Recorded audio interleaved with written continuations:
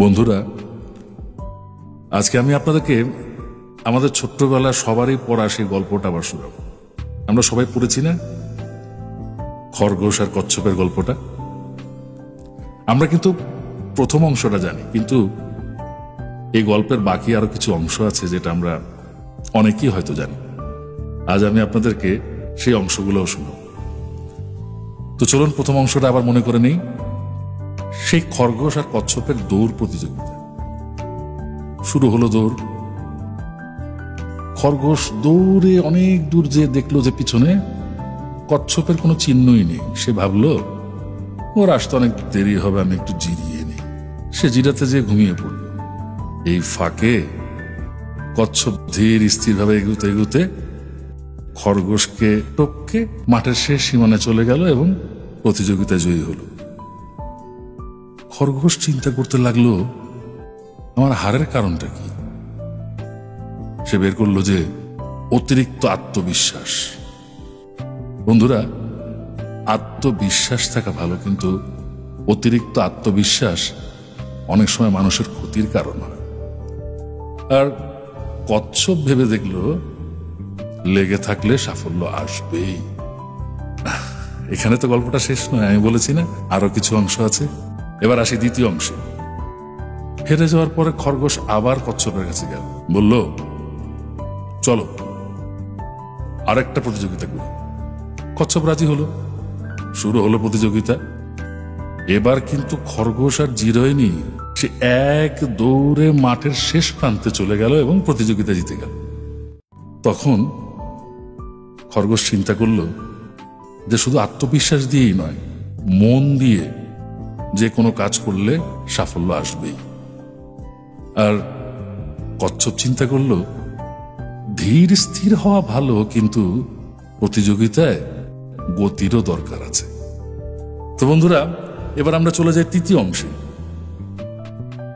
তৃতীয় অংশে এবার কচ্ছপ যে খরগোশকে বলল যে চলো আমরা আরেকবার প্রতিযোগিতা করি। খরগোশ রাজি হলো, কিন্তু কচ্ছপ একটা শর্ত দিল। বলল এবার কিন্তু আমরা অন্য পথে দৌড়াবো, আগের পথে না। খরগোশ রাজি হয়ে গেল। শুরু হলো প্রতিযোগিতা। খরগোশ দৌড়তে দৌড়তে হঠাৎ থমকে যে দাঁড়ালো একটা জায়গায়। কচ্ছপ পিছন থেকে আসতে আসতে দেখলো খরগোশ দাঁড়িয়ে আছে। যেখানে দাঁড়িয়ে আছে সেখানে কিন্তু প্রতিযোগিতার শেষ না, তার সামনে একটি জলাশয় ছিল। খরগোশ অসহায়ের মতো দাঁড়িয়েছিল, আর কচ্ছপ খরগোশের দিকে মুচকি হেসে সেই জলাশয় পার হয়ে মাঠের শেষ প্রান্তে চলে গেল। এবার খরগোশ ভাবছে যে কেন সে হেরে গেল। সে বের করলো যে শুধু গতি আর শক্তির উপর নির্ভর করলে চলবে না, পরিস্থিতি এবং বাস্তবতাকেও অনুধাবন করতে হবে।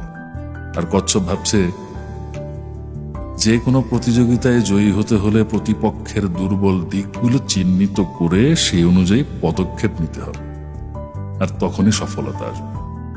এবার তারা দুজনে এক হয়ে বলল, বন্ধু আর প্রতিযোগিতা নয়, চলো এবার আমরা একে অপরের সহযোগী হয়ে দৌড় শুরু করি।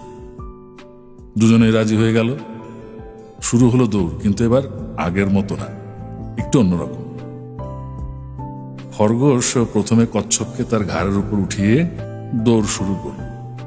মাঠের শেষ প্রান্তে যেখানে জলাশয়, সেখানে যে খরগোশ কচ্ছপকে ঘাড় থেকে নামিয়ে দিল। এবার কচ্ছপ খরগোশকে তার পিঠের উপর উঠিয়ে নিয়ে সেই জলাশয় পার হল। এবার সেই জলাশয় পার হবার পর খরগোশ আবার কচ্ছপকে পিঠের উপর নিয়ে মাঠের শেষ প্রান্তে দৌড় শেষ করল। দুজনেই বিজয়ের হাসি হাসল। বন্ধুরা, যাবেন না, যাবেন না, আরেকটু বাকি আছে। এখান থেকে আমরা কি শিক্ষা পেলাম? আমরা শিক্ষা পেলাম যে শক্তি একাই সবকিছু না, বা বুদ্ধি একাই সবকিছু না।